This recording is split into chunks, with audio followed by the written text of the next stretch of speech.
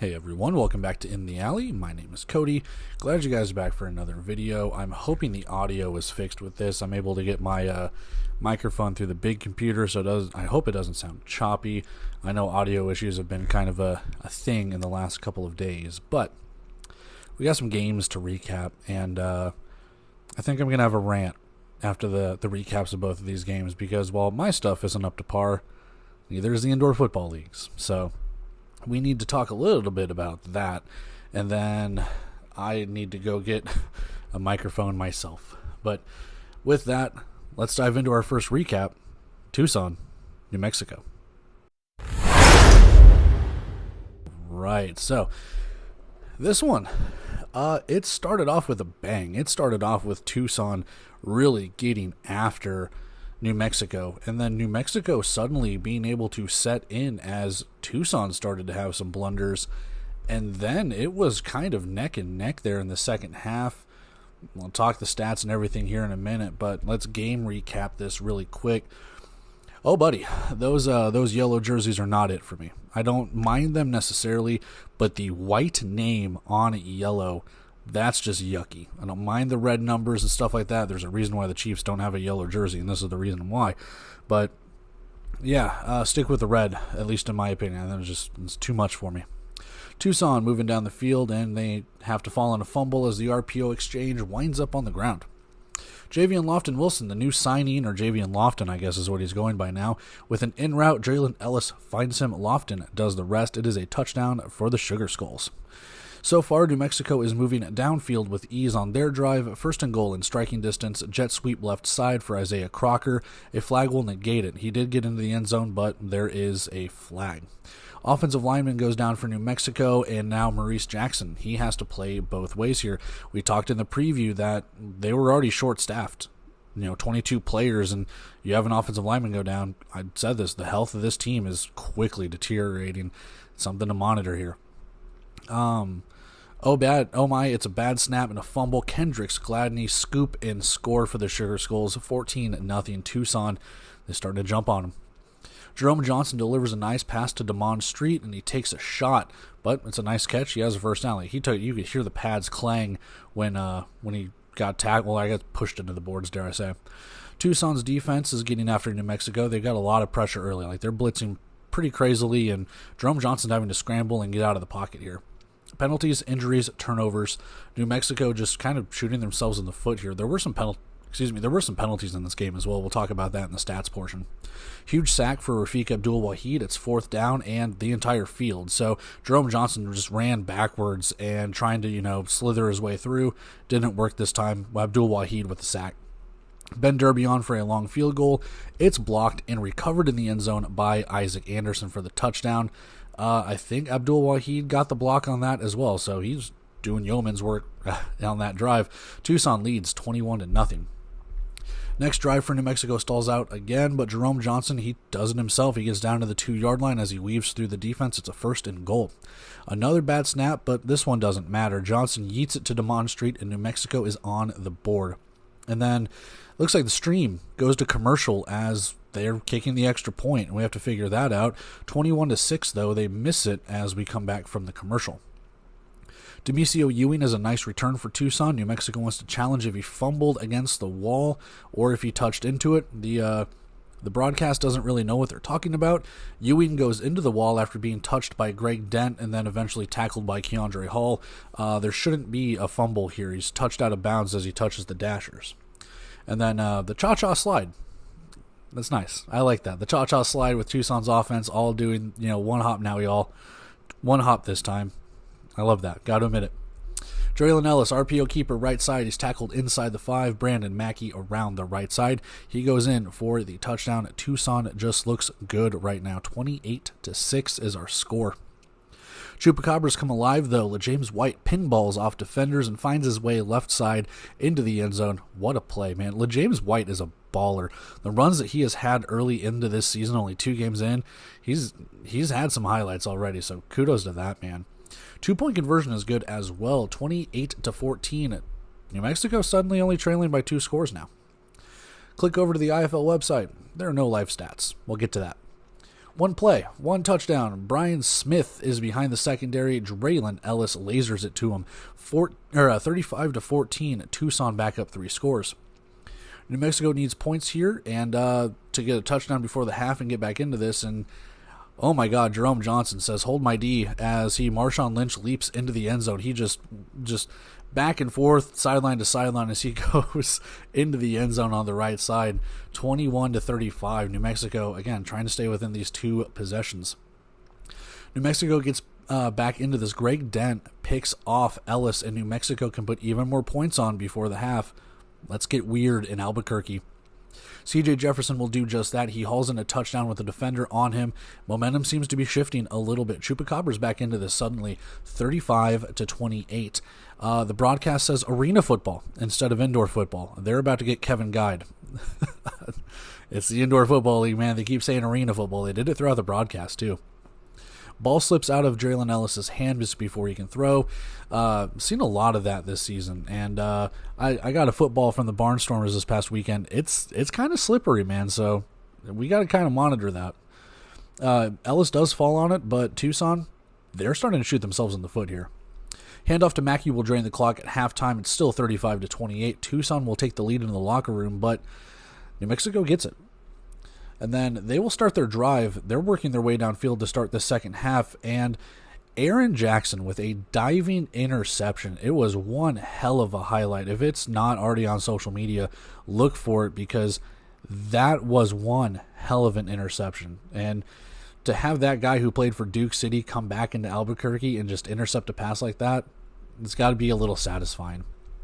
Javian Lofton with a nice wide open catch on third down as he moves the chains, breaks tackles, he gets into New Mexico territory.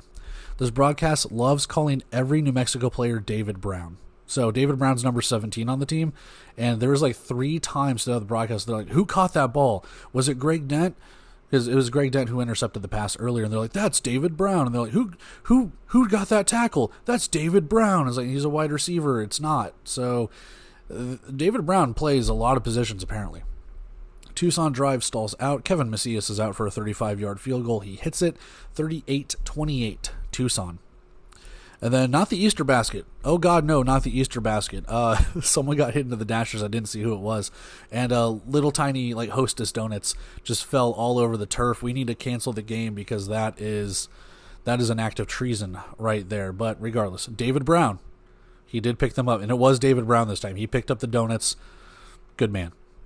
Chupacabra is able to work down the field in chunks, and after a defensive pass interference, Johnson finds Jefferson for the score, the Vegas connection, 38-34, a botched extra point, though. We'll repeat the try after roughing the passer on the holder. So, botched extra point, Holder's trying to throw it, he does, and then he gets smacked. So, yeah, either way, still no good.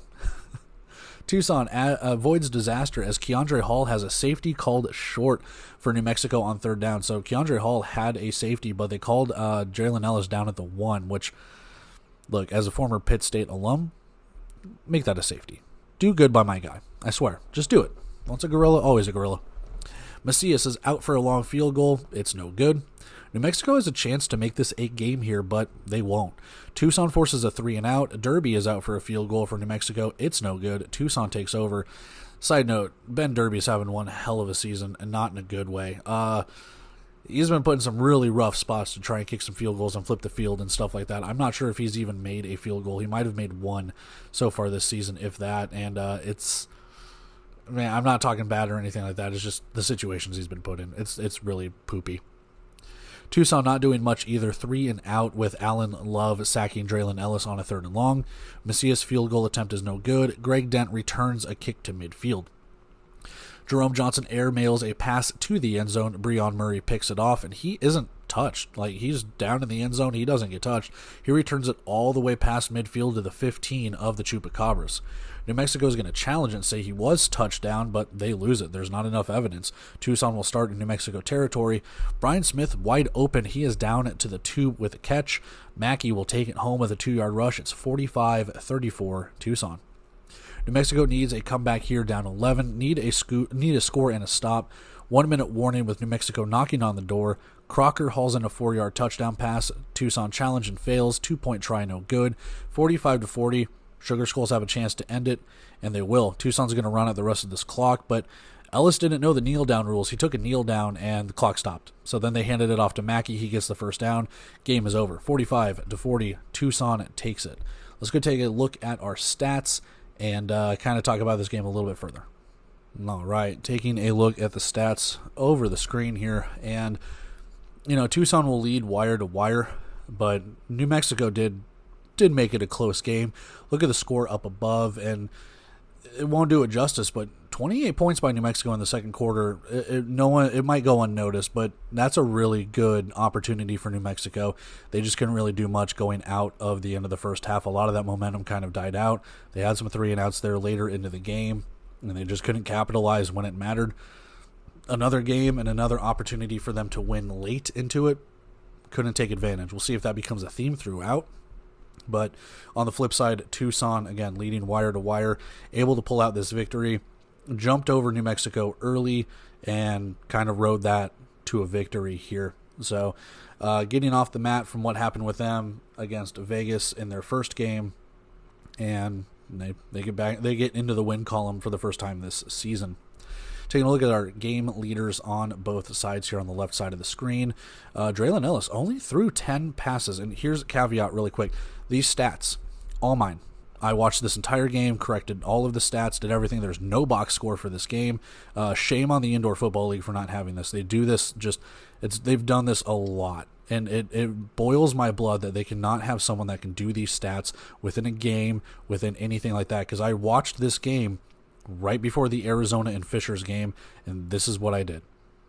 Someone can do this. I do not understand how no one can do this. So shame on you. Passing yards for both sides. Draylon Ellis, 7 of 10. I can't believe he only threw 10 passes. I feel like he threw a lot more, but I only got 7 of 10. 105 passing yards, 2 passing touchdowns, and 1 interception. Rushing yards. Brandon Mackey, 10 carries, 51 yards, and 2 rushing touchdowns. It won't show it because they should have a little bit more rushing yards, but Draylon Ellis got sacked quite a bit, and I put the rushing loss yards for those sacks as part of it. So really they should have somewhere in 70 to 80 yards, but Draylon Ellis had 26 yards of sack lossage. So you end up with 51. Javian Lofton, 3 catches, 58 yards, and 1 touchdown. Not bad for the new guy. Coming in here on a week's notice or a couple weeks' notice or whatever the case could be, fitting right in, apparently. He was your leading receiver in this one. And only 2 wide receivers caught passes for Tucson in this game, Lofton and Brian Smith.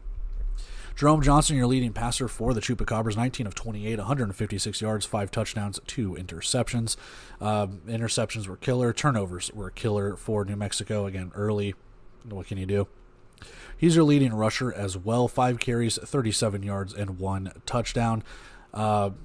He's just a snake, man. He's able to just slither his way throughout the defense, go in and out, in between, up, down, around, over, jumping, leaping, doing what. He's so good. And like I tweeted at one point, he has these plays where your jaw just drops in a good way, and then he'll have these plays like these interceptions where your jaw just drops in a bad way. So it's like if he can just clean up those mistakes, and he was pretty mistake-free against Orlando. This one leaves a little bit to be desired. Some things just not breaking his way. James White, your running back, is actually your leading receiver. 5 catches for 50 yards and 1 touchdown. All things considered, they did pass the ball really well. Damon Street with 46 receiving yards, 5 catches. Jerome Johnson was spreading the ball around. The turnovers kind of sucked, but James White with 5 catches, Damon Street with 5 catches, Isaiah Crocker with 5 catches. White with 50 yards, Street with 46, Isaiah Crocker with 31. Every single wide receiver had a touchdown on both teams in this game.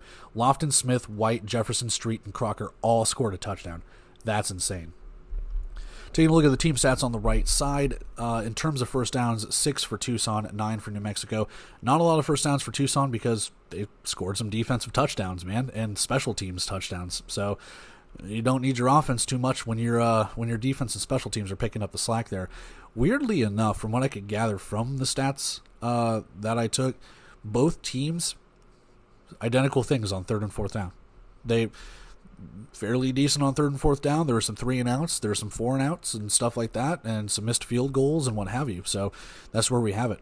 total yards for both teams favors New Mexico. Obviously, they're playing from behind. They had to throw it a little bit more. You look at their passing yards; they have the same amount of passing yards as New Mexico, as Tucson did total. Just again, 10 passes to 28. So again, you see the team who is behind and trying to make the comeback here. Both teams, ironically enough, had the same amount of rushing attempts, but New Mexico having way less rushing attempts. Now again, like I said, Draylon Ellis got sacked a couple of times. Jerome Johnson got sacked a couple of times as well too. So you factor in some of his lost yardage in that as well. Field goals, 1 for 3 for Tucson. So Macias hitting that one field goal. 0 for 2 for Ben Derby. Like I mentioned earlier, just not good for him to start the season here, but hopefully he can turn it around. They put him in some positions where he can nail some. Penalties, some undiscipline here. 14 total penalties for 116 yards. That's a lot of penalties, man. And for all intents and purposes, a lot of these were kind of your taunting penalties. There were some defensive pass interferences and stuff like that, but there were some unsportsmanlike in this game. They was getting a little chippy at some points, and that's where you get a lot of these penalties factored in. DPIs are 10 yards, personal fouls are 10 yards. I think some are actually still 15. So, yeah, quite a few penalties in this one. Turnovers, obviously New Mexico kind of shooting themselves in the foot a little bit, but Tucson did have an interception thrown as well. So, taking a look at the defensive side really quick because I don't have those, but I do have them in front of me. Breon Murray, 5.5 total tackles, 1 interception. Kendricks Gladney, 5 tackles. He's got the 1 fumble recovery for the touchdown. And then Rafiq Abdul-Wahid, 2.5 total tackles, 1 for a loss, 1 sack, and 1 blocked field goal. So he had a pretty good day all on his own. 1 interception by Aaron Jackson, too. For the New Mexico side of things, Jasius Clark all over the field for the man, 6.5 total tackles. Greg Dent, like I said, from what he's done from Duke City to here, wide receiver, defensive back, he had 5 tackles to my knowledge with the 1 interception. And Keandre Hall, shout out to him, 3 tackles, 1 for a loss, and 1 sack, which should have been a safety, but I digress.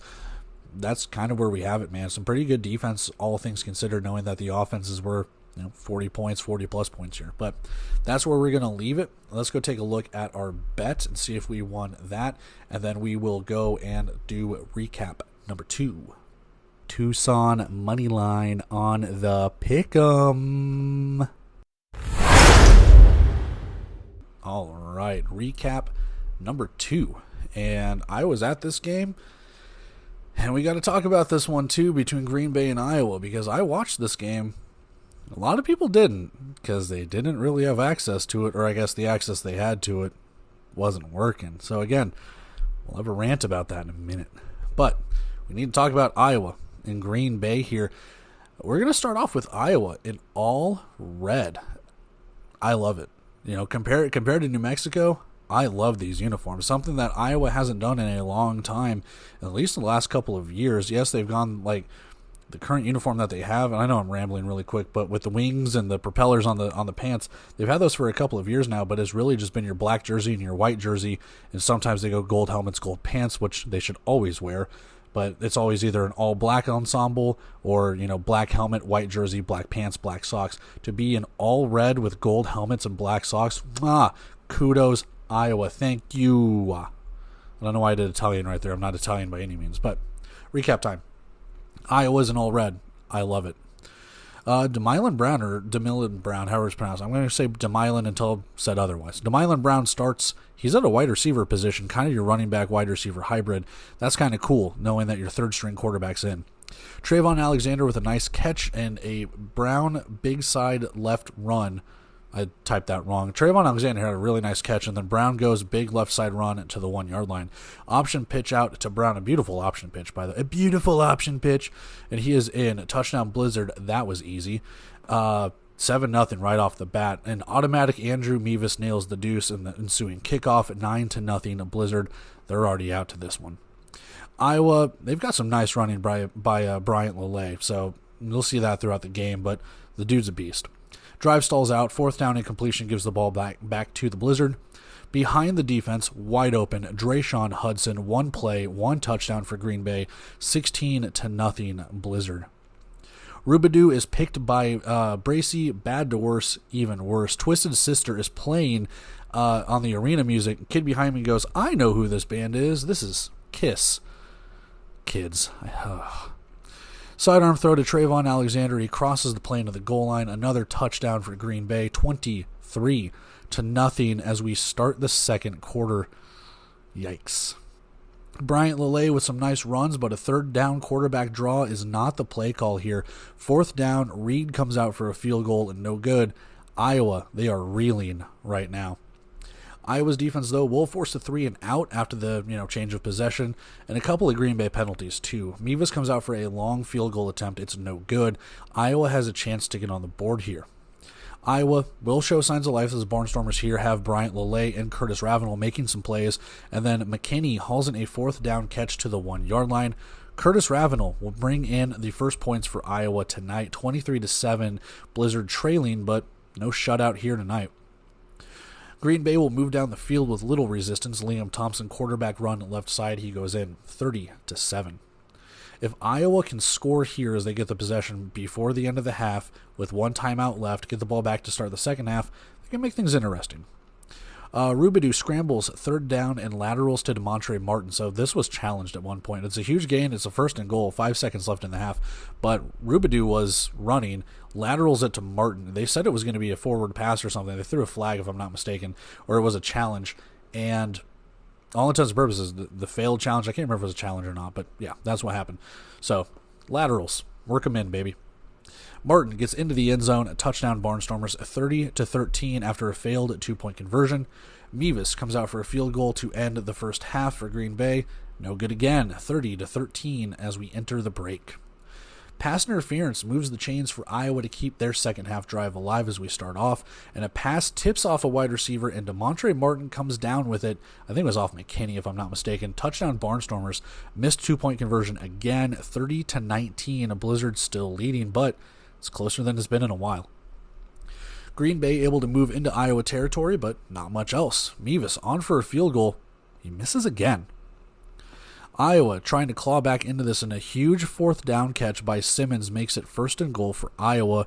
Oh, never mind. A challenge by Green Bay makes it fourth and long just for a DPI to bail Iowa out. Incredible. We start the fourth quarter as that third quarter moved pretty quickly. We start the fourth quarter with Iowa failing to convert a fourth and goal. Blizzard still up 11, and they have the ball back. Green Bay killing clock and moving in small chunks on this drive. Pop pass off an RPO, and Robinson rushes in for the score. So Robinson, as I mentioned in the preview, your San Jose State running back, he gets in for the score, 37-19 here in Des Moines. Ivan Corbin, third down run, turns into a big Ivan Corbin, third down run, turns into a big rush. I don't know why I didn't type this right. Anyway, at the Green Bay 11, I'm stuttering over my words here. A few plays later, Green Bay has a goal line stand. Psych. Fourth down pass to McKinney is in for a touchdown at 37-25. There's something wrong with that. Anyway, Iowa had the ball there because somehow Ivan Corbin for Green Bay and something happened. I'm not sure. So either way, something crazy happened. Corbin had a nice big third down run, but drive stalls out. Anyway, we move on. Sorry, guys. That was my notes app. Oops. Onside kick recovered by the Blizzard as they look to close this out. Sylvia Campbell, jet sweep right side. He goes in for the score, 44-25 Blizzard. But Curtis Ravenel ain't here no bell. Nice in route, and he sprints to the end zone. 44-31, Blizzard with the lead after a failed 2-point conversion. So they're still holding on to like this roughly 2-possession lead here. Onside recovered by Green Bay. That should do it. Trayvon Alexander says nope. A jet sweep left side for the score, 50-31 at this point. After the game, he was in the stands talking to his family, and he said, hey, Coach said, anyone want a touchdown? And Trayvon goes, I want one. I haven't had one in a while. And Coach goes, you got it. So Roberson or their OC or whoever was like, someone wants a touchdown, they can have it on this play. Alexander took it. So that's pretty cool after, the behind the scenes of that. Iowa's still fighting at this point, though. Martin with a big catch to the Green Bay 15, and over the wall is Curtis Ravenel. That's the over. That's dumb. 50-39 Blizzard. Still dumb. Betting is dumb. Green Bay recovers the kickoff. They run out the clock. Game is over. I lied again. Green Bay sacked. Mevis is out for a field goal, and that ends the game with a missed field goal. Iowa with a nice return. but no points or anything comes of it. So just added time and plays and stuff like that. 50-39 is your final. Crazy game, man. Crazy game, but Iowa with a furious start. We need to go take a look at some stats and everything like that, too. Take a look at our bet. We'll finish up with a nice long rant. We'll get out of here. All right, taking a look at the stats that are on the screen here. One thing I do want to clarify. These stats right here are taken off the Indoor Football League's website. They're not accurate. And the reason I know that is because reading my recap, I noticed that Andrew Mevis went 0 for 4 on his field goals in this game. The Indoor Football League stats have him as 0 for 3. Something got lost in translation, so they can't even keep their stats correctly. Tune in a little bit, baby. Anyway, 50-39 is our final. When you look at it, the under was going to hit. And I don't talk a lot of betting in this one, but my God, is that brutal to have 40 points. 40 points scored in that fourth quarter, and it was cruising to be an underfest, man. Anyway, but yeah, that sucks. You know we've lost our bet with that one. We'll talk about that at the end of this, but that sucks. Anyway, 50-39, let's talk game. 23-0 at the end of the first quarter. Green Bay just jumped all over him, and even though the kicking woes and everything for Mevis with the field goals and the lack thereof, he still hit a deuce in that first quarter, and you're starting to wonder if Iowa just, what are they going to do? Then they started to show signs of life, and they really started to show that in the fourth quarter. For the Barnstormers, it's just more learning. Again, you want to start seeing some progress, and I think you might have seen a little bit of it in these first couple of games for Iowa. They're still playing hard. They could have rolled over and quit. They scored 20 points in that fourth quarter. Whether or not that was Green Bay letting their foot off the gas, I'm not sure, but Green Bay scored 20 points of their own as well, so I think that they are still playing at the full capacity. So Iowa's looking a little bit different. The wins, I'm not going to say the wins are going to come because I said that last year, and they didn't. They had one. So, but for the most part, I mean, Iowa looks a little bit different. We'll see in the next year or two with what Andre Coles and company have, if we can start seeing some more wins translate, if we can start seeing some culture turn around. Things look promising. Things definitely look promising. For Green Bay, it's another fast start and then a second half of letting a team kind of come back into this. So what looked like, this is the third game where it's like Green Bay looks really good, and then they don't really do much from the second to the third quarter, and the third quarter to the fourth quarter, and they didn't hang on to this victory. But, what was at one point a huge lead dwindles down to 11 points. So again, more betting. Iowa covered the 12.5 point spread. It's insane to think that Green Bay was just cruising at one point. It was 30-13 at the half. Yeah, it's insane. Taking a look at our game leaders on the left side here. Liam Thompson, 10 of 18, 140 yards, 3 touchdowns, no interceptions. Demylan Brown, the converted quarterback, which they're doing the same thing with Ivan Corbin too, for Iowa, but Demylan Brown, 5 carries, 29 yards, 1 rushing touchdown. Not a bad day at the office for him, trying to replace Sal Malignaggi. And receiving leaders, Drayshawn Hudson with that big completion for the touchdown. 4 catches, 85 yards for that man. So all things considered for him, not bad. Trayvon Alexander with 30 receiving yards and 1 touchdown, and not really much else when it comes to running. He is your second leading rusher with 1 carry, 11 yards in his rushing touchdown too. Over to the other side for Iowa, a lot better of a performance from Harrison Rubidoux, which that's how it's pronounced, Rubidoux instead of Robidoux. So Rubidoux, 18-33, 194, 6 touchdowns, 1 interception. That'll play. The win wasn't there, but he kind of settled in a little bit. What was at some point in time where he looked kind of rattled, he was able to settle in, and only 1 interception compared to what he had against Quad City, where he threw for 3. Again, the game's starting to slow down for him a little bit, it looks like. Still a lot left to be desired, but for a guy that started 2 games and a team that is pretty much rebuilding, what can you say? Rushing leader, Najee, I think is what it is. Najee Bryant Lele, 16 carries, 65 yards. He doesn't get on the board in a touchdown, but this man has been running really well. He's had some nice runs that he had against Quad City, some nice runs that he had against Green Bay, and this one, his longest run of 14 yards. and that's pretty much the running that they had. Corbin and Rubidoux had a couple of carries themselves, but nothing to what Bryant Lele was doing. So more of that. You're running the ball really well here. Demontre Martin. I can't remember. It says DeMonte here, but I swear to God it was Demontre. But anyway, I think it's DeMonte. Either way, Mr. Martin, 5 carries, 68 yards, 1 touchdown. Or I might have just written it down because I'm stupid the wrong way. But DeMonte Martin, very good game for him as well. He didn't have the touchdowns like McKinney or Ravenel, but he was Mr. Reliable in this one. McKinney was as well. McKinney had 7 catches for 66 yards. Martin just beat him out by 2, 5 catches for 68.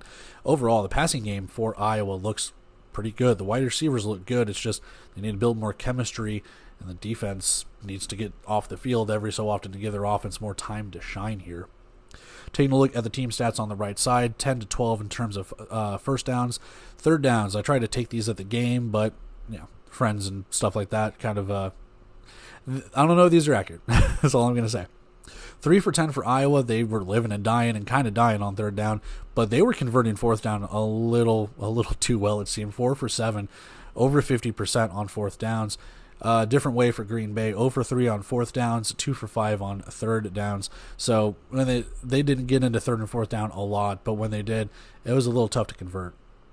Iowa with more yardage as they had more opportunities here to score. And simple as that, man. 287 to 195. But what I am impressed with, yes, they did lead them in passing. That's what Iowa's been known for the last couple of years. They did lead them in rushing, 93 yards rushing. And you figure Green Bay with what they have with Liam Thompson kind of leading the charge here, only 55 yards rushing.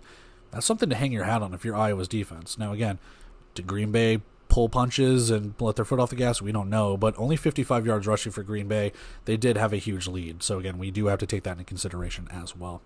0 for 4 on field goals for Mevis because he missed 4 field goals instead of 3.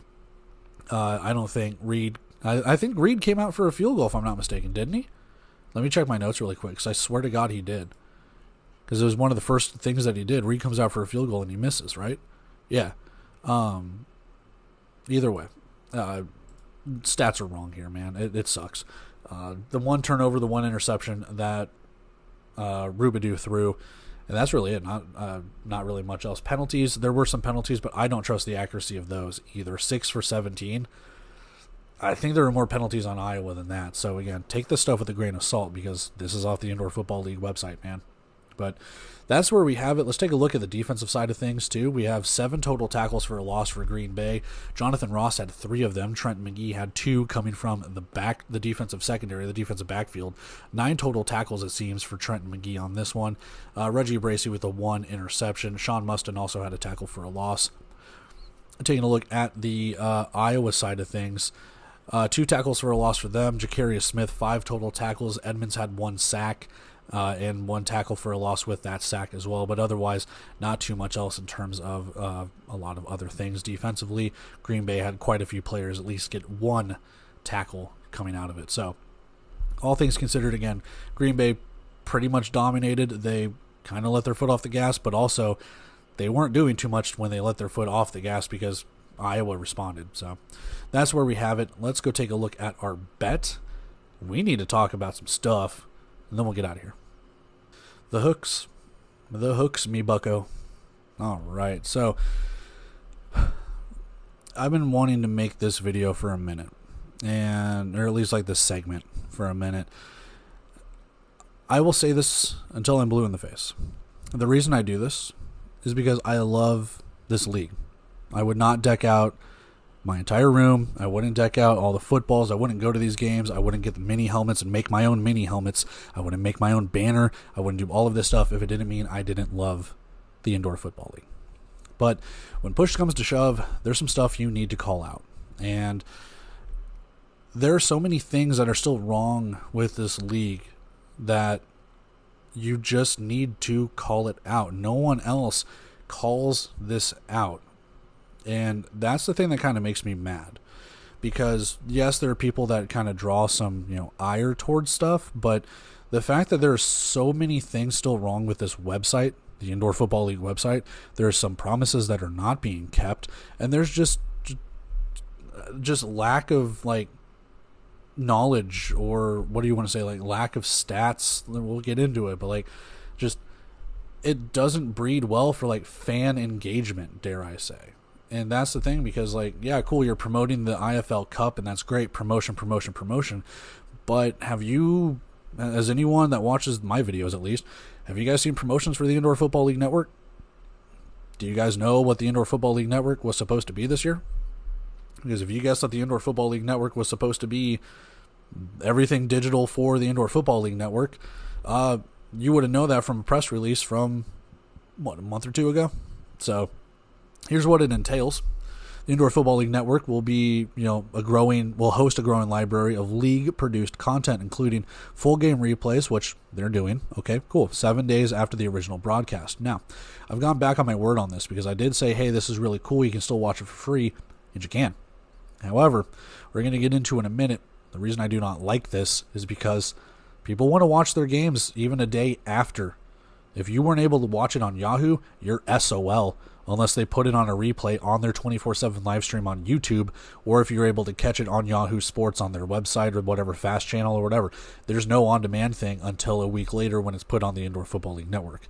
Overnight does have an on-demand feature, but there have been some issues with Overnight. We will get to them in a second. Inside the IFL podcast, that is on there as well. So kudos to them for having that stuff. Game highlights. Game highlights just got put on there. I was going to do this video a couple weeks ago, like a week or two ago. There were no game highlights at this point. So at least they're staying true to their word there. I can't knock them for that. So kudos where it's due. They're holding up their end of the bargain when it comes to that. But condensed games, none. You see the screenshot right there. There's none. Weekly plays of the week, none. I haven't seen any weekly plays of the week. And then additional original programming and special features throughout the season. I haven't seen any. Have you seen any? I haven't seen any. So I don't know what's all going on, but they're like, 3 for 6? 3 for 7? 3 for 6. They're batting 50% of the stuff that they said they'll have on the ever-growing, product of the Indoor Football League Network. Cool. Fans will have access to native clipping, the tool, and they had that last season. So nothing new there. Nothing new there. You can still save and share your highlights and stuff. People might still be doing that. That's how I used to do the highlights and stuff last season. So the reason I stopped is because I'm not going to go screen grab. I'm not going to make it my mission to go onto Overnight or Yahoo, screen record and talk and blah, blah, blah, because once we get into these staggered starts, there's no way I can do that. It's the reason I'm not doing any video highlights this season, because not everything's on the Indoor Football League Network until a week later. You miss a highlight, you can't watch it until a week later unless it's on Overnight. Yahoo, you may be SOL. So especially when we get these 7-game slates that are all staggered. Team programming. The IFL network will also serve as a distribution platform for team-produced content, blah, blah, blah. Pre-game and post-game shows, coaches' shows, player features, all of that. I don't know if it was on the Indoor Football League Network. I didn't see it. I might have missed it.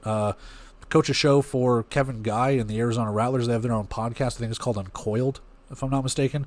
I don't think I saw it on the Indoor Football League Network. If I did, I do apologize. But the only other stuff I've seen, specifically team-oriented, has been Northern Arizona. No one else has put anything on the Indoor Football League Network that I've noticed when you go click on the on-demand videos and stuff. It could be on the team-centric stuff. Hand up, I did not go check the team-oriented pages, because I'm assuming that's all just previous games and things along those lines. So if there is behind-the-scenes content, I haven't seen it. And if it's there, but the teams aren't promoting it on their socials, I don't know what's going on, because you should be promoting that stuff along with promoting the Indoor Football League Network and doing a hand-in-hand going, hey, check out our stuff. Now go check out the behind-the-scenes stuff on there. It's free, and they're not. So, the Indoor Football League Network falling short, and the Indoor Football League falling short of promoting this so people can go over there and create their highlights and watch the highlights, because I've had people ask me, Cody, where are these highlights at? I miss you doing the highlights, not to toot my horn, because I'm not trying to toot my horn, but, you're not doing the highlights. Where can we go find the highlights? Yahoo. That's where I found them. They don't have them on Overnight, and now they finally put them on here. So go to the Indoor Football League Network and you can actually watch the highlights. There's still no condensed games to my knowledge. Maybe they're still working on that. There's no quick hits like they did last season for a couple of weeks. They're falling short on it again. They've put this stuff on the back burner. It's okay. But you got to sort it out. You do. And they're making strides. They're trying. But it's still falling short, man. And they have all the infrastructure there. That's the thing. They had this all in place last season. They're still not doing it. And again, at some point, like, I remember last year, Strictly Business was saying, hey, we're going behind the paywall too. They still have their own YouTube. I've watched their episodes on YouTube. They're not on the Indoor Football League Network, to my knowledge. If they are, again, hand up, because I watch them on YouTube. They haven't taken their stuff off. So I don't know what's going on. And that's not to call them out or anything, but if that's what you said you're going to do and then you didn't, as fans, what are we supposed to do? Are we going on YouTube? Are we not? We have stuff in so many different places. And you want to put it on the Indoor Football League Network, we need to do that. That's all I'm saying. So if you're going to do it, do it. Again, I know it sounds hypocritical. There's stuff I say I'm going to do and I don't do it on this channel. Hand up. I'll be the first to admit I'm wrong on a lot of things. I want the Indoor Football League to admit they're wrong and fall short on a bunch of stuff too. They never will. So that's the difference, man. That's what sucks. We need to take a look at overnight. Now, I will give overnight a little bit of a benefit of the doubt. And the reason why is because I signed on so late from the FanDuel fiasco that I can't put everything on overnight. They are paying the league a lot of money. But at the end of the day, the streaming issues do fall on overnight, but they also fall on the Indoor Football League as well. Overnight does not produce these broadcasts. They pretty much share the broadcast. The Indoor Football League has said, in conjunction with whatever 13, I can't remember the name of it, they all produce everything through the Indoor Football League network and then pretty much ship it out to Yahoo and ship it out to overnight. So when you see this, you see commercial break, we'll be right back. And with that, I'm having people message me at the Green Bay, Iowa game, hey, what's going on in the game? We don't know what's going on. Who scored? What's the score? We have this commercial break. It's been like this for 30 minutes. That falls on overnight. That falls on the Indoor Football League. And it hasn't been just the Green Bay, Iowa game either. Because eventually the stream came through. If you go and try and watch it, unless it's changed from later on today, I checked this around lunchtime, noon, Central Time, on April 6th of my recording. There was 14 minutes of the Green Bay, Iowa game on overnight, and all 14 minutes was the commercial break. We'll be right back. There was no game. Which, okay, fine, that breeds into the, it'll be on demand in 7 days or whatever. You know, don't watch the videotape on the Ring. Dead in 7 days. Sorry, pop culture reference. Anyway, if you haven't seen The Ring, go watch it. Great horror movie. What are we doing with this? Because at some point we've had streams glitch out. I mean, Yahoo's gotten better. They've had their hiccups. Don't get me wrong. We just mentioned one in New Mexico and Tucson where they missed the extra point. There's one that we're going to recap tomorrow where overnight missed the final play of, or I guess the Indoor Football League Network missed the final play of Quad City and Orlando. We're screwing up, guys. I don't know what's going on. The Northern Arizona San Diego game had glitches in it. I know Dog the Goat, who comments on these videos every once in a while, he's done with overnight. I've seen a lot of comments of people canceling their overnight or saying they're going to. I don't know if they'll follow through with it, but people have canceled their overnight, saying I can't deal with it. Like I said, I'm not trying to carry the water for overnight. They've been put in a bad predicament. They've paid the money, so they get the blame. But it's the Indoor Football League that's producing this. And yes, overnight gets the blame too because they're the streamer that is causing the issues too. So it's kind of hand in hand with it. So I guess you can't really have one without the other, was what I guess I'm trying to say here. But yeah, I got to give overnight a little bit of a benefit of the doubt. Not much. Again, I'm not a little bit, but at the end of the day, it's not good. Final thing I want to talk about here. Stats.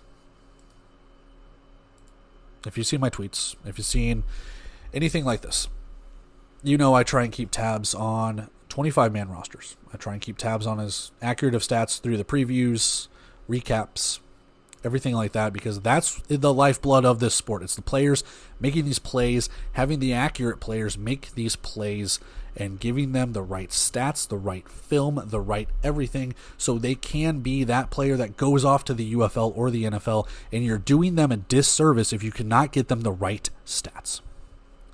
You call yourself a developmental league, but you cannot get your players the right stats. Bad. It's just bad. Your transactions page has not been updated since January 30th, but they've been constantly updating it since then. It hasn't really necessarily been updated. They've just added names, and that's it. We're in April. You're missing 3 months of transactions. What are we doing? I'm sick of this. When you click on the stats for box scores and stuff like that, you get these messages. From this screenshot, Jerome Johnson, pass complete for the touchdown. Jerome Johnson, pass complete for Orlando. Jerome Johnson, touchdown. Jerome Johnson, touchdown. What is this? I was told that there's a new stats company. Compared to the last year's, that was crap. And I agree. The stats were so out of whack last year. What is this? We just talked. Orlando and Tucson have no stats. I have to make the stats. I had to make the stats for Orlando in New Mexico. What is this? We just saw that Andrew Mevis missed 4 field goals. You credit him with 3. I've already gone down 3 or 4 games from week 1 and week 2 and have corrected stats because they said Kevin Ransom, a defensive back, threw a pass when it was actually DeQuan Neal. We're still screwing this up. Why? How? It's so bad. How can you develop these players or have this development league when you can't even get the right stats to develop the players, man? To give them the right stats, to give them the right films, to be like, hey, this guy went for 1,000 yards. Well, did he actually? We don't know. Maybe. That's what we put. What are we doing here? And yes, am I the only one mad about this? Obviously. But at the same time, I'm mad about it because it's a disservice to the players. It's a disservice to your game. If you're not correct with the penalties, if you're not correct with the 3rd and 4th downs, how can you be accurate with what you're saying on the broadcasts? We've already seen some of the broadcast overlays with the stats that you're providing here, and they're wrong. And of course, the play-by-play and the color analysts have no idea what to talk about. Because if a team only has 5 yards rushing, what does that mean? Clearly, they watched the game. There wasn't 5 yards rushing. I don't know. So where do you go from here? That I don't know either. I don't know. So I've taken it upon myself behind the scenes when I get opportunities to. I'm going game by game and trying to literally all 119 whatever games, and I'm trying to make accurate stats, man. That's all I can do. I want to do something right by the players. I want to do something right by the coaches. I don't owe it to anybody. I do it because I'm neurodivergent and autistic, man. I'm going to do it because I love stats and I love this game. So at the end of the day, it sucks, man. There's still so much that the Indoor Football League has to correct. And it's these small details. When you go to the NFL website, when you go to the CFL website, when you go to some of the stuff, and are stats 100% accurate? No. But if you can get them 90% accurate, that's better than whatever the hell this is. Like I said, New Mexico had Tycorian Brown throwing touchdowns. He's a defensive back. It's just, I don't know. I've rambled on, man. I've rambled. There's only so much I can do because until it gets fixed, I'm just breathing hot air at this point. That's all I'm doing. And it sucks because the more hot air I breathe and the less of this gets fixed, the more I just don't want to do it. The more it's just, how long can I do this until you guys actually get it right? Because I can only ramble about this for so much before I just get tired and get done with it, man. It sucks. And that's where the passion just dies out. I love this league. I love this game. I love the players. I love the coaches. I love the teams. I love the owners. I love everything about this league. What are we doing? I don't know. But it sucks, man. It just sucks. It sucks all around from some of the stuff that, fans aren't happy with overnight. The stats aren't correct. Indoor Football League Network is missing a bunch of stuff they promised they'd have on there. It's just, I don't know. But I'm gonna wrap up and get out of here. I know it sucks. We did the recaps and we're gonna end on a shitty note. But oh well. But yeah, let's wrap up and get out of here. Alright, so in the midst of trying to re-bleach my hair and edit this video, I completely forgot to do the little outro that we have here because a 15-minute rant about the Indoor Football League Network and the stats and everything like that I thought was enough, but hey, I forgot this little outro. But I'll keep it short and sweet. That is the recap for Week 3's Saturday games. I kind of forgot that was even in there because of the rant at the end, but we did have 2 games that we talked about between Green Bay and Iowa, which was a very good game, and Tucson and New Mexico, which was an even better game. Both games having their own little nuances and stuff like that. we'll see what goes on. In week 5, we will have all the teams playing, and we also have our recap of Sunday that'll be coming out, tomorrow and all of that stuff. Whenever you watch this, maybe it's the same day. I'm not sure, but regardless, if you feel so inclined, you want to like, comment, share, subscribe, that's great. If you don't, that's fine too. But I'm going to take off here. I've rambled on enough. My brain hurts, and I just want to get some sleep. At the end of the day, I just want to get some sleep. So that's where we have it. I'm going to take off here, guys. I love and appreciate every single one of you. We just keep chugging along and go from there. But until then, I'll check you guys on the next video. See ya.